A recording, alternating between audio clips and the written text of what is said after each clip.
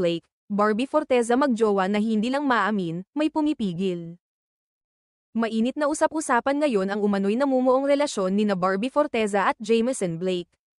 Ilang linggo nang napapansin ng mga netizen ang pagiging malapit nila sa social media at sa mga public events, at kamakailan, sa Marisol Academy.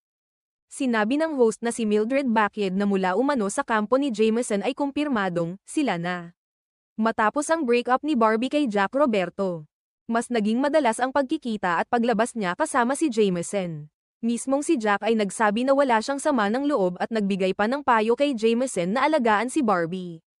Nagsimula ang chismis nang makita silang magkahawak kamay sa isang fun run, na sinundan pa ng pagkakasama nila sa isang gala event, parehong may lamang na nahuli ng kamera.